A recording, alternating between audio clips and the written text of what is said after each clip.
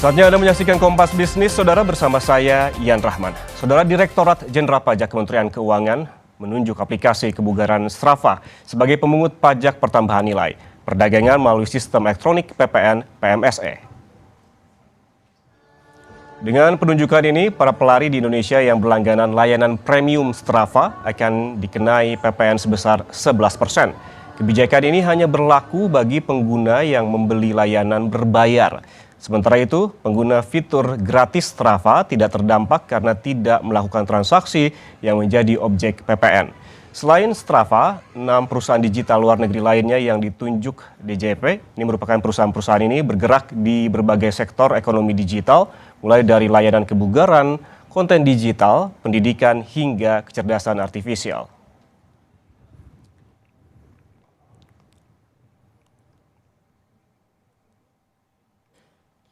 Hingga 31 Mei 2026, Saudara, total penerimaan negara dari berbagai sektor ekonomi digital telah mencapai 52,85 triliun rupiah. Angka ini mencerminkan semakin besarnya aktivitas ekonomi berbasis digital di Indonesia.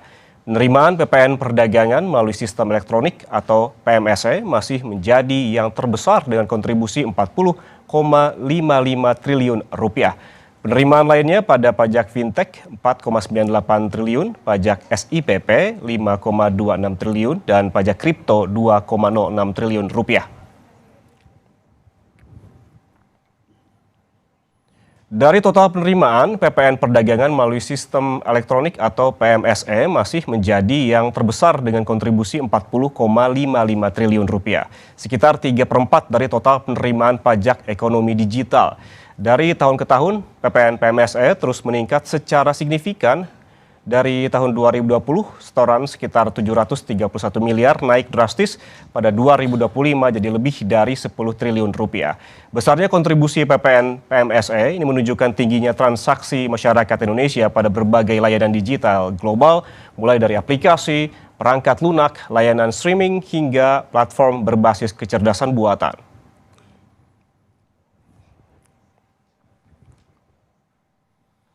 Selain terkait dengan aplikasi digital Strava, pemerintah juga resmi menerapkan pajak penghasilan dari perdagangan elektronik atau e-commerce. Kementerian Keuangan menunjuk 4 loka pasar atau marketplace untuk memungut PPh tersebut dan dimulai pada 1 Agustus 2026. Direktur Jenderal Pajak Kementerian Keuangan Bima Wijayanto menyebut keempatnya adalah Shopee, Lazada, Tokopedia, dan Blibli. Dipilihnya 4 marketplace tersebut didasari pada beberapa faktor seperti nilai transaksi dan juga total akses platform dalam setahun.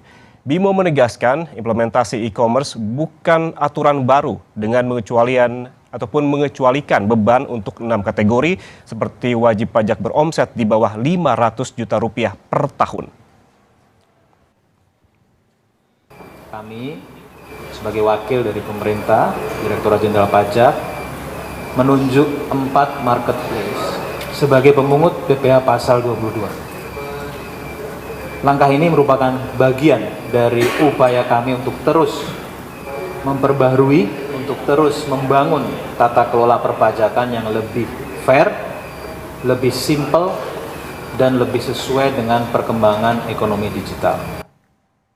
Sementara itu, Asosiasi E-commerce Indonesia menanggapi penunjukan 4 loka pasar atau marketplace sebagai pemungut pajak penghasilan e-commerce. Dibilang begitu, Saudara, saat ini keempat marketplace dalam masa penyesuaian sistem selama 1 bulan ke depan. Dengan demikian, pemungutan PPh e-commerce atas resmi berjalan mulai Agustus 2026. Ketua Umum IDEA, Budi Primawan, bilang pengusaha online telah mendapatkan informasi pemungutan pajak. Kami menghormati kebijakan pemerintah sebagaimana diatur dalam PMK nomor 37 tahun 2025.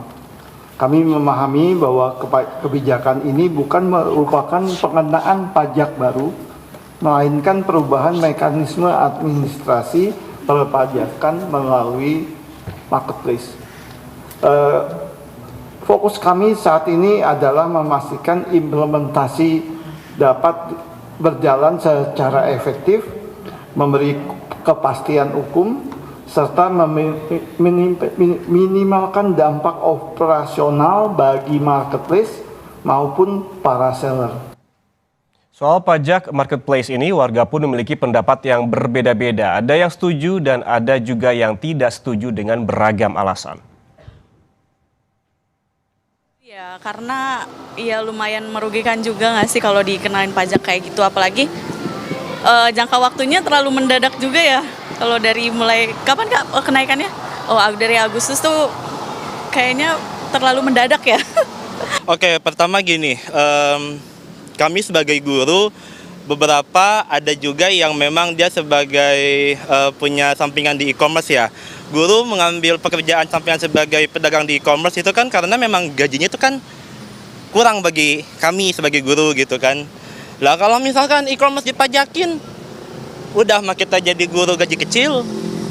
Sekarang kemudian e-commerce-nya dipajakin, apa nggak tambah nyungsep kita? Untuk pedagang e-commerce dikenakan pajak, ya menurut saya fair-fair aja sih gitu. Karena kan saya selaku pedagang di mall gitu kan, sewa toko aja sekarang mahal banget gitu loh. Saya nggak menganggap mereka pesaing sih, cuman rezeki udah diatur ya. Jadi untuk yang offline atau online store pun kan pasti ada rezekinya masing-masing gitu. Menurut saya sih ya fair-fair aja sih kalau pemerintah misalkan mau kasih peraturan pedagang e-commerce dikenakan pajak. Saudara, DJP menunjuk 4 marketplace untuk memunguti pajak para pedagang online, juga menunjuk 7 aplikasi termasuk Strava untuk memajaki penggunanya. Mengapa pajak digital terus digenjot? Seberapa besar potensi kontribusinya terhadap penerimaan negara? Kita bahas bersama Ahmad Nur Hidayat, ekonom dan juga pakar kebijakan publik UPN Veteran Jakarta. Mas Ahmad, selamat pagi, apa kabar?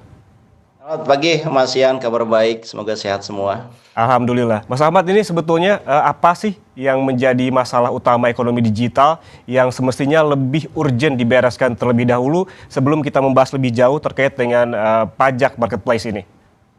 Jadi sebenarnya pemerintah mencatat ya berbagai laporan bahwa transaksi digital itu sudah semakin meningkat. Sebutlah misalkan transaksi tahun 2024 tuh tercatat ada 487 triliun ya, nilai yang sangat besar. Dan pemerintah berpikir bagaimana nilai ini bisa menambah juga kepada penerimaan negara melalui pungutan pajak. Saya kira itu negara membutuhkan penerimaan yang kuat dan saya kira secara prinsip juga bisa dibenarkan. Tetapi ya Ian, akan ada sejumlah masalah dalam hal implementasi ya, terutama yang sedang ingin diberlakukan ini, Ian. Oke, berarti kini kan pemerintah sebelumnya bilang bahwa penerapan pajak marketplace ini berdasarkan prinsip keadilan dengan pedagang offline. Sampai sini, apakah Anda sepakat? Jadi sebenarnya baik itu pedagang offline ataupun online itu sebenarnya punya beban sendiri. Jadi salah kalau mengatakan pedagang online ini nggak ada bebannya. Oh enggak, pedagang offline ada bebannya betul. Sewa ruko dan sewa tempat sebagainya itu banyak sekali bebannya sebagaimana konvensional bisnis biasa.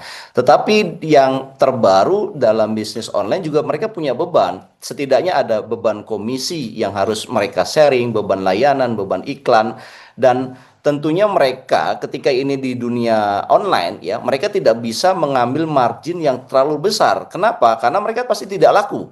Ini perang harga di dunia online itu jauh lebih sengit ya, Ian, dan tentunya margin mereka ya itu juga sebetulnya sangat tipis dibandingkan dengan yang offline.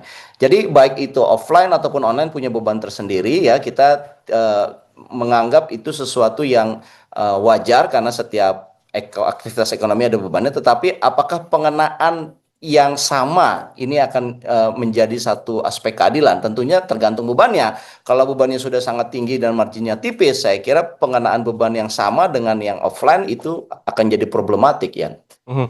Kalau kita berbicara soal keadilan pajak, Mas Ahmad tadi juga Anda sempat menyinggungnya. Apa saja sih yang perlu dipertimbangkan dengan narasi keadilan pajak ini? Dan sebetulnya di mana letak persoalannya? Apakah termasuk adanya migrasi ke marketplace karena adanya perubahan perilaku konsumen yang kita ketahui bahwa akhir-akhir ini dari offline ke online itu banyak sekali begitu perpindahannya?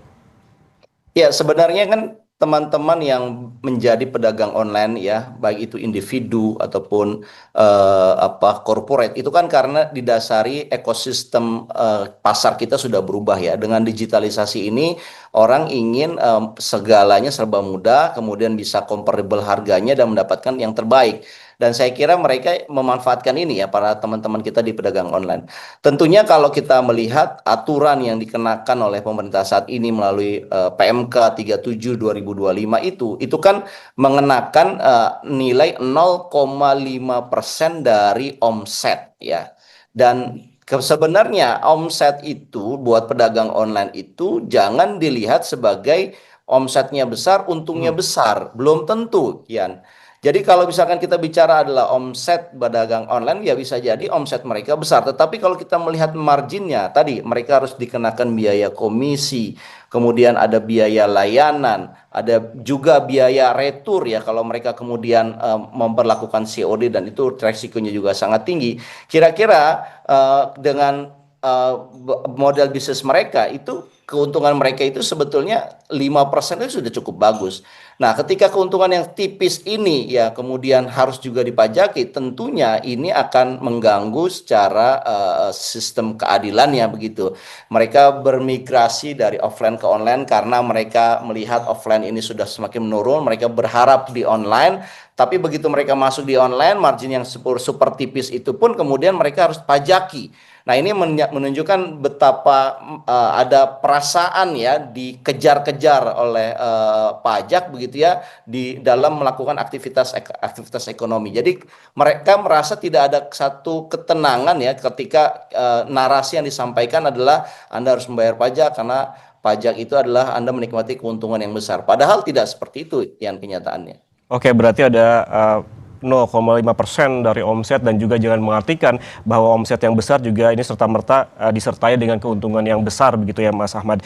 Kemudian apakah dengan pungutan pajak ini semakin membuat adanya ketimpangan antara omset dengan laba para pedagang ataupun margin yang seperti Anda sebutkan tadi? Namun kita bahas usai jeda. Mas Ahmad tetaplah bersama kami di Kompas Bisnis.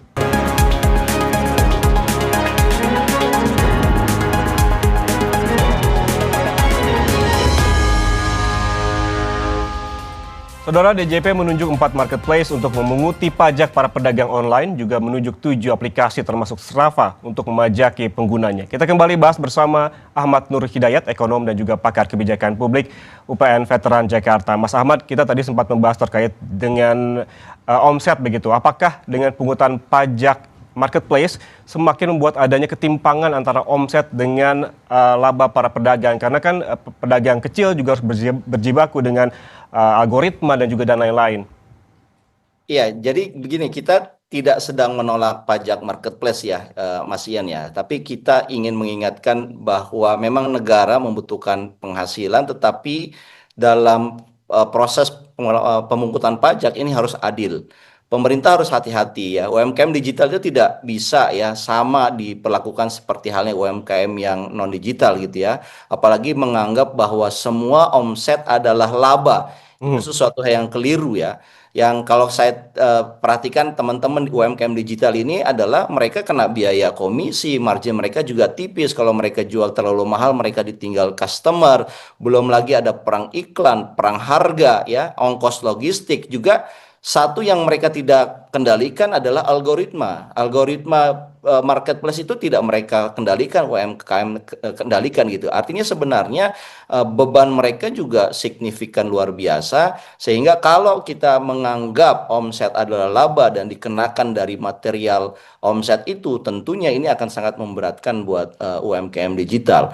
Yang kedua, saya kira kita memang perlu ya kalau menggunakan sistem yang berkeadilan, Pras. Perpajakan itu harusnya lebih detail lagi, lebih transparan lagi, lebih akurat lagi gitu. Kalau ini kan ingin mengambil simpelnya aja. Ketika omsetnya sekian ya kali 0,5%. Meskipun saya kasih catatan pemerintah juga punya kebijakan mereka yang di bawah 500 juta bisa tidak dikenakan PPh 22 yang 0,5% itu.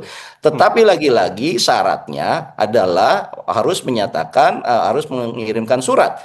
Nah, kita tahu UMKM kita ini kan tidak semuanya well educated ya, Ian. Jadi syarat yang membuat mereka harus mengirimkan surat, belum lagi template-nya seperti apa, ini juga akan membebankan buat teman-teman yang di bawah 500 juta. Hmm, hmm. Berarti seberapa penting transparansi itu perlu dilakukan oleh pemerintah dan transparansi seperti apa yang perlu dilakukan, Mas Ahmad? Ya, saya kira pengenaan pajak marketplace ataupun pajak digital lain itu perlu dibuat satu paradigma baru ya. Jadi jangan ada kesan warga yang menggunakan layanan digital ini seperti kayak dikejar-kejar oleh pemerintah mengenai pajak digitalnya. Padahal ini baru satu sisi ya. Sisi yang lain adalah mereka yang digital juga butuh perlindungan dari pemerintah. Ekosistemnya butuh dibuat yang mendukung. Saya kira ini juga narasi yang harus disampaikan oleh pemerintah supaya balance, bukan hanya keuntungannya yang ingin didapatkan ya melalui pajak, tetapi ekosistem mereka juga harus dibiarkan sehat. Itu yang pertama. Yang kedua, saya kira pemerintah juga harus peduli ya bahwa jangan melihat sesuatu yang wah ini transaksinya luar biasa, tetapi lihat nature dari digital ini. Nature dari digital ini Anda tidak bisa mengambil margin besar. Jadi margin Anda itu harus sangat efisien begitu ya, sehingga mereka bisa survive. Nah, prinsip inilah yang harus difahami betul oleh para policy maker supaya nanti dalam implementasinya mereka tidak tidak mengenakan sesuatu yang tidak fair kepada teman-teman UMKM digital ini. Intinya ekosistemnya juga harus sehat begitu, dimulai dari ekosistem. Tapi kalau kita berkaca pada sisi lain begitu, ada juga dari sisi asosiasi seperti IDEA begitu yang menyatakan kesiapannya terkait dengan aturan ini. Apakah ini menurut Anda serta-merta mewakili kesiapan jutaan pedagang kecil di marketplace? Ya, saya kira tidak serta-merta ya, karena kan banyak ya, terutama yang kecil-kecil ini kan mereka tidak punya asosiasi ataupun perkumpulan gitu ya. Mereka survival ya. Kalau kita tadi dengarkan ada guru yang berprofesi juga pedagang online dan sebagainya. Nah, saya kira ini kita nggak bisa melihat dari satu dua aktor saja atau asosiasi saja. Kita harus melihatnya bagaimana memahami nature ya dari UMKM yang bergerak di digital ini. Kalau nature-nya kita sudah pahami dan kemudian kita mengimplementasikannya dengan adil, saya kira tidak hanya satu dua asosiasi, ini bahkan didukung oleh semua ya mereka yang terlibat dalam perdagangan online ini. Kian. Selain terkait dengan marketplace, tadi juga ada materi yang kita sempat bawakan, Mas Ahmad, terkait sorotan lainnya adalah DJP yang juga menunjuk 7 aplikasi, termasuk aplikasi olahraga Strava, untuk memungut PPN para penggunanya. Anda melihat ini sebagai langkah untuk memaksimalkan pendapatan negara atau saat ini pemerintah tengah mencari celah hingga yang paling kecil sekalipun untuk menutup defisit APBN? Iya, saya kira ini salah satu upaya pemerintah ya untuk meningkatkan penerimaan negara. Kita tahu penerimaan negara ini kan mengalami penyusutan terus ya karena basis pajaknya kan turun. Kelas menengah juga dirasakan sebetulnya sedang turun. Makanya basis pajaknya perlu diperluas. Ini salah satu langkah pemerintah untuk memperluas itu. Tetapi jangan sampai ada kesan nih, Pras. Ini kelas menengah terutama ya. Dia PPN saat belanja kena. Ya, kemudian PPN saat streaming ya dia YouTuber atau content creator juga kena. Ya, PPN dalam aplikasi e-commerce dia kena. Sekarang PPN untuk aplikasi olahraga yang sebetulnya mereka butuhkan untuk menunjang fisik mereka itu juga kena. Jadi meskipun ini kecil-kecil tapi ini dampaknya jadi berat juga kalau diakumulasikan. Kita perlu hati-hati ya, jangan sampai perluasan pajak yang diinginkan oleh pemerintah itu dipersepsikan bahwa negara ini terlalu cepat memungut pajak dari aktivitas digital warga gitu. Nah, kalau ada dianggap terlalu cepat ya akhirnya kan ketidaknyamanan. Ya apalagi nih kelas menengah ini sebetulnya sedang banyak yang turun kelas ya dan ini harusnya disupport ya, bukan malah ada perasaan dikejar-kejar oleh pemerintah dalam hal pajaknya begitu. Oke, sederhananya berarti menurut Anda ini lagi-lagi kelas menengah yang kena dampaknya begitu ya, Mas? Bahkan mereka yang butuh pelarian dari himpitan ekonomi dengan berolahraga juga dipajaki. Itu yang jadi ada kesan seperti itu. Padahal kan sebenarnya ya meskipun yang diambil adalah yang berlangganan, yang premium begitulah ya. Tetapi kalau berlangganannya 100.000, katakan kena PPN-nya 11%, itu kan udah 100.000, 11.000 gitu. Dan ini kan satu orang kalau diakumulasi ini sangat banyak ya. Dan bisa nggak kemudian kita juga memastikan ya pajak-pajak yang diambil itu juga bukan berarti ingin mengganggu aktivitas digital dari masyarakat, tapi juga harus dikasih juga ada perlindungan dong terhadap berbagai aktivitas digital masyarakat. Jangan sampai pajaknya diambil, tapi perlindungan datanya, ya datanya terekspos di luar, dimanfaatkan, dijual beli oleh aplikasi, itu juga tidak mendapatkan perlindungan. Jadi saya kira kita harus balance juga, Pras, antara mengambil pajak dan membuat ekosistem yang sehat. Oke, harus seimbang antara pajak dan juga pelindungan data begitu dari para penggunanya. Tapi kalau kita berbicara soal data, ini Mas Ahmad, hingga 31 Mei 2026, tadi juga sempat ditampilkan melalui grafis, ada total penerimaan negara dari berbagai sektor ekonomi digital telah mencapai 52,85 triliun rupiah. Apakah angka ini mencerminkan semakin besarnya aktivitas ekonomi berbasis digital di Indonesia yang hendak dimaksimalkan oleh pemerintah menurut Anda? Ya, saya kira ini sinyal bahwa ini diambil dari masyarakat ya sangat kental sekali ya. Jadi ini dianggap memang aktivitas digital kelas menengah semakin tinggi, sehingga penerimaan dari aktivitas digital pun diharapkan semakin naik lagi ya. 52 triliun itu kan angka yang besar. Nah, tetapi saya ingin menyampaikan pandangan bahwa kalau perluasan pajak, basis pajak ataupun nominal pajaknya hanya diambil dari kelas menengah, ini akan sangat berbahaya, Pras. Kenapa? Kalau kelas menengahnya sedang baik-baik saja atau sedang tumbuh, is okay. Tapi kalau kelas menengahnya sedang turun kelas dan terus diambil celahnya, baik yang offline, dikejar yang online, digital yang lain, ini akan memberatkan. Sehingga policy makers dalam hal ini adalah fiscal authority harus berpikir cara lain. Bisa nggak pemerintah mendapatkan penerimaan negara tapi tidak menggunakan basis pajaknya adalah kelas menengah yang Apa misalnya, Mas?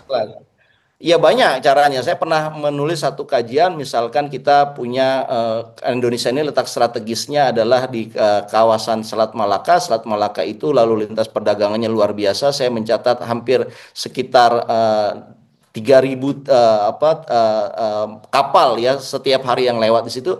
Resikonya tinggi di situ, bisa kemudian kita mengenakan pajak resiko untuk kapal-kapal yang berlalu lintas di perairan kita karena ada resiko keselamatan dan lingkungan di situ. Nah, itu kan tidak mengenakan kelas menengah. Itu bisa dipajakin. Saya pernah buat simulasinya, kita bisa mendapatkan nilai yang sama, 52 triliun kalau kita mendapatkan satu diplomasi dagang yang cukup baik ya. Tentunya tidak hanya Indonesia bersama dengan Singapura dan Malaysia. Lagi-lagi kita dapat sejumlah yang sama, bahkan bisa lebih besar tanpa membebankan kelas menengah kita, Pras. Ian. Oke, artinya jangan pajak selalu diambil dari kelas menengah. Bahkan kita ketahui dari data begitu kelas menengah yang makin turun bahkan ke rentan miskin begitu jumlahnya. Dan ada beberapa rekomendasi terkait dengan pendapatan yang tidak selalu diambil dari kelas menengah. Salah satunya terkait dengan pajak risiko kapal. Terima kasih Ahmad Nur Hidayat, ekonom dan juga pakar kebijakan publik UPN Veteran Jakarta atas penjelasannya bersama kami di Kompas Bisnis. Sehat selalu, Mas. Sehat selalu. Terima kasih, Ian. Terima kasih.